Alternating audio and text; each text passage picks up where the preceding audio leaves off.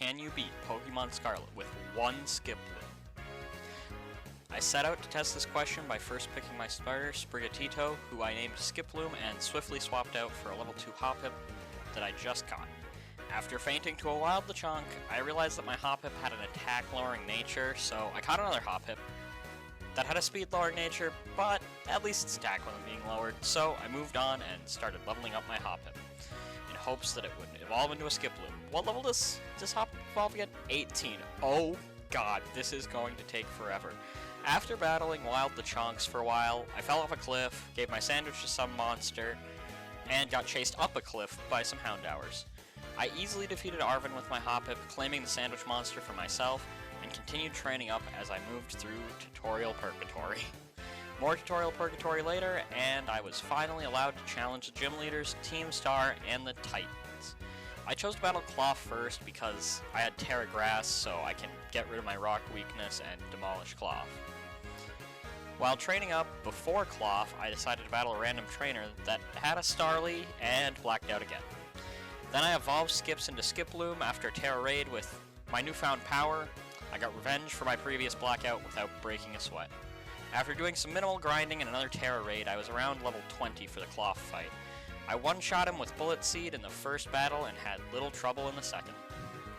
After feeding my magic sandwich to the sandwich monster, I set out to get the move Acrobatics so I could decimate the grass and bug gyms. To get Acrobatics, I would either need to level Skips up to 28 or go find the TM. I decided to find the TM, so I ran halfway across the map to many places that I was not supposed to go to find a stupid TM. After securing the TM, I easily defeated both grass and bug gyms, taking almost no damage in the process.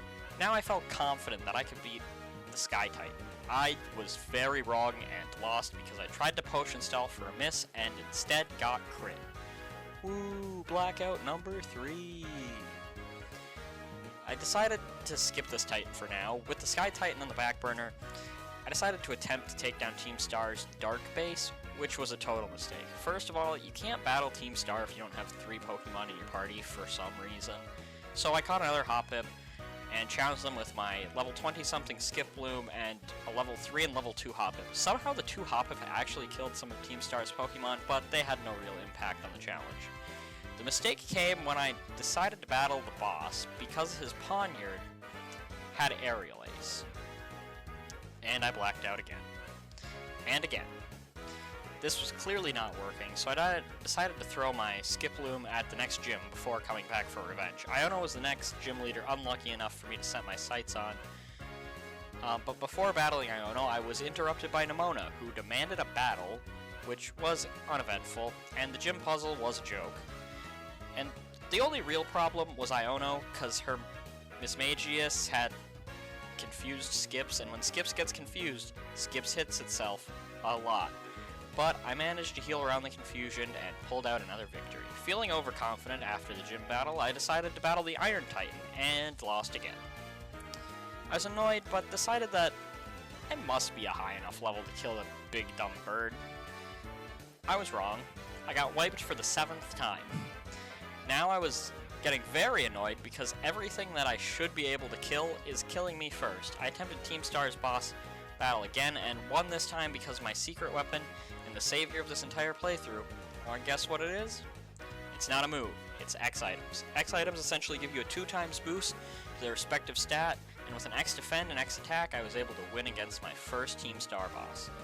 After this, I spent all my money on X items, and with my new strategy, I was barely able to squeak out a win against my age-old enemy, Big Bird.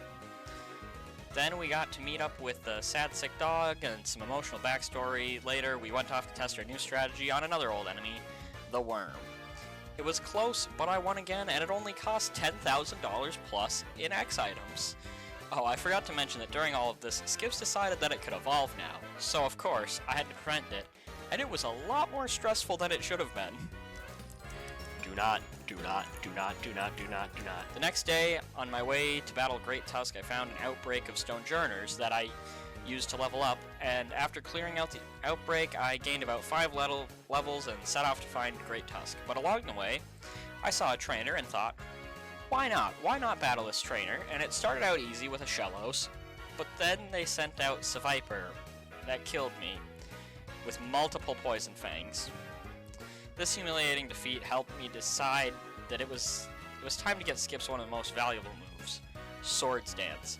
Now that I had Swords Dance, the Seviper was easily defeated. I continued my way to Great Tusk, but was stopped by a random wild Braviary that I couldn't run away from, and fainted again. No! God, please, no! No! Finally, after avoiding all trainers and Braviaries, I reached Great Tusk, and lost because I forgot to buy X-Defense. So I went back and bought some more X-Defense and healing items, and was able to beat Great Tusk after healing and setting up. Next battle went about the same way, but was a little faster thanks to Arvid doing half of the damage. More sad dog, sick, get better, and I'm off to battle Mr. Can't Keep Track of His Wallet, Baldski McGee. But then after sending a child to do auctions, and I finally got to battle him. Oh wait, we have to go all the way back to his gym. His gym battle should have been incredibly easy, but his stupid Wug trio flinched me with Headbutt 4 times in a row, and then died to one hit of Bullet Seed. The rest of the battle was very easy, so I set my sights on the final Titan. After finding Donzozo and proceeding to not pay attention after a very weak Water Pulse, I was OHKO'd by Slam. Of course, after this I decided I could beat him if I just ran headfirst into battle again. I could not, because this dumb, stupid fish got a crit, which completely negates the thousands of dollars in X items that I'd been using. Hey Patrick, what am I now? Stupid? Now I realize Donzozo might be too much of a challenge right now, so I went to battle Larry, because after beating 5 gyms, I get to move Terra Blast, and after beating Larry, I can change my Terra type. I correctly guessed the secret menu item with only half of the clues and half from memory, and was able to battle everyone's favorite gym leader, Larry. After a long time of setting up, healing, and surviving a critical hit, I was ready to OHKO his entire team, which I did. I was worried about the Staraptor outspeeding and OHKOing me, but luckily I picked up a couple X speeds off the ground earlier and outsped. Now that I beat Larry, Nemona wanted to battle, so I reluctantly accepted and immediately terrestrialized to avoid a super effective Accelerock and got 1 Swords Dance up. I easily killed the Lycanroc, and after a missed move and some healing, I won the battle. And now I could enact my greatest plan that would save the entire run. Because I beat Nemona, I was given the TM for Terra Blast, and because I beat Larry, I could change my Terra type to normal without collecting the shards myself. Terra Normal might not seem like that impactful, but it's incredibly good defensive Terra type. Because instead of having 4 weaknesses, one of which is 4 times, I only have 1 weakness to fighting, which I can hit for super effective damage, and an immunity to Ghost. With my newly acquired Terra type, I was ready to take on Team Star's Fire Crew. I once again added 2 Hoppips to my team to even be allowed into the base, and after easily defeating 30 Pokemon, I was ready for the boss. I set up 1 Swords Dance, taking more damage than I thought I would from a neutral Flame Wheel, and was unable to set up because the Torkoal had Clear Smog, which reset my stat boosts, but after a couple of potions, I had cleared the Fire Base. The Fire Base cleared, I decided the next logical target would be Team Star's Poison Base. The Poison Base was a little harder than the Fire Base because of poison damage and a terrifying Reveroom that did half my health with an Iron Head, but I was able to get to +6 attack and 2-shot a Starmobile. After my easiest victories, I thought that Team Star's Fairy Base would be a good level for me to fight, right? So I started the battle with the grunt outside the door and realized I was in trouble.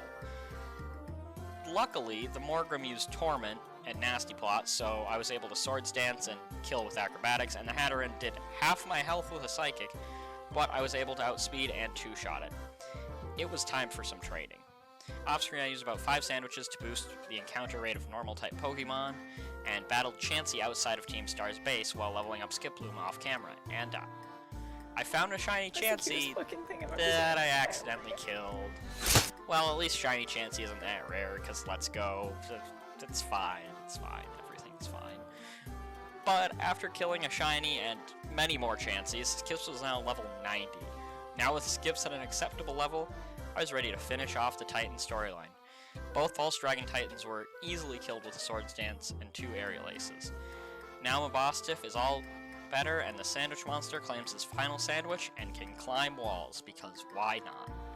Then I went to battle the fairy team, and almost OHKO'd the Starmobile, but won with little trouble. With one Team Star base left, I decided that was the next logical place to go. I set up a Swords Dance, and after some healing and aerial aces, Team Star was defeated. I even one-shot the Starmobile this time, and at this point, I realized that level 90 may have been a little overkill, and easily swept the last 3 gyms and Nemona, partly thanks to being Terra Normal, which removed my Ice weakness and made me immune to the Ghost Gym. The Ghost Gym did force me to use 2 Pokemon, but I just used Splash on a Hoppip, and Grusha didn't even damage me because he missed Blizzard and the rest of his team was OHKO'd. It was time to wrap up some storylines. I chose to battle Clavel first, and lost because an unlucky Effect Spore put me to sleep, and a Teapot burned me. And I failed to understand how Burn affected Terra Blast. On my next attempt, I didn't get Effect Spored, so I easily won the battle, learning that he wasn't actually Cassiopeia. Crazy stuff, right? Next, instead of battling Cassiopeia next, I decided to battle Arven because it wasn't night yet, and after hearing more about Arven's mommy issues, I easily swept his team with my +4 Bullet Seeds. Now that it was finally nighttime, I went to face Penny, the true leader of Team Star, and easily won, only needing to heal once because of a lucky paralysis. All that's left is the Elite Four. The champion assessment was stressful, but I passed on my first try this time. I assumed Rika would be easy because I had loaded dice Bullet Seed, but I took too much damage before Dugtrio came out, and it outsped and killed with an Earthquake. On my second attempt, I terrored on turn 1 to avoid Whiscash's Blizzard, securing my first victory. Poppy was the Elite Four member I was most scared of because Steel resists every attack I had, and after taking more damage than I expected from Heavy Slam, I quickly used my only X defend and set up to +6 with Swords Dance.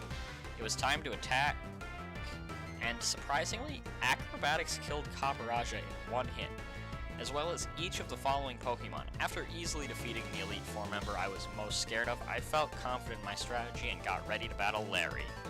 Went down easily, barely landing an attack. Hassel was a little more challenging, but Swords Dance and a couple of potions took care of him. Finally, I was ready to battle the champion. I decided to take out Espather before setting up because Opportunist copying my stat changes was a little scary, and I was doing quite well for myself. And then King Gambit came out and crit with a Kowtow Cleave. I was devastated. I knew I could beat the Elite Four, but it was going to take forever to get through all of them again, but I picked up the loaded dice again and got ready for round 2. Wait, you just battled the champion again? That's weird, but I guess I'll take it. Apparently Scarlet and Violet, you don't battle the Elite Four again if you lose a match, which they've never done before, but I'm not complaining. I used my same strategy against Espather, this time without getting my special defense lowered, and got to +6 on Veluza. Luckily, this time Bullet Seed killed King Gambit, and now the only real threat left was Glamora. Funnily enough, Glamora went down after 2 hits of Bullet Seed, and I was now officially a champion, after only using a Skiploom. After becoming champion, Nemona was itching to battle me, so I reluctantly accepted and was surprisingly overwhelmed by an Orthworm and its devastating body press that became super effective after I terrestrialized. I attempted to beat Nemona again, but this time I got to +6 before challenging the Orthworm, who still lived a Bullet Seed. After thinking the battle over again, someone pointed out that if I could boost my crit rate, I could probably kill the Orthworm. I quickly bought some Dire Hits and X Defense, and my plan was ideally to kill the Orthworm without boosting my defense, as if I don't boost my defense, I can't lose to crits. After a long time of setting up with Swords Dance, healing, and a Dire Hit on Lycanroc, I was ready to demolish the Orthworm, and this time, I killed with 1 Bullet Seed. But I would have lost if the Bullet Seed hit 4 times instead of 5. With Orthworm out of the way, the rest of Nona's teams started to fall apart, and I had officially beaten all of the main storylines. Then I got a call from Arven that we needed to explore the mysterious Great Crater of Paldea. I met Arven, Nemona, and Penny at Zero Gate, and after almost falling to my death, I slowly made my way to the center of the crater. The only exciting thing about the trek to the center of the crater was me attempting to jump off cliffs to save time with little success. After unlocking the time machine and defeating some Paradox Pokemon, it was time for the ultimate battle against the AI Professor Sada and her full team of Paradox Pokemon. I quickly removed Slitherwings because it had Lunge, which was preventing me from quickly setting up, but I was able to OHKO it with an Acrobatics. After taking an Ice Punch, healing, and Terrassalizing, I was able to Swords Dance to +5, taking a crit Drain Punch in the process. Next, I used Swords Dance on Brute Bonnet to get to +6, and OHKO'd with Acrobatics. Fluttermane came in, which may seem challenging because it's high Special Defense, Special Attack, and Speed, but its defense isn't so great, and because of this, I OHKO'd with an Acrobatics, taking a Thunderbolt in the process. Sandy Shocks was the biggest joke because it went down to a single hit of Bullet Seed. And finally, all that's left was Sada's strongest Pokemon, Roaring Moon. Roaring Moon moved first and hit Skips with a crit Dragon Claw. I was shocked, I thought this would be the end, but to my amazement, Skips lived the hit with exactly 7 HP.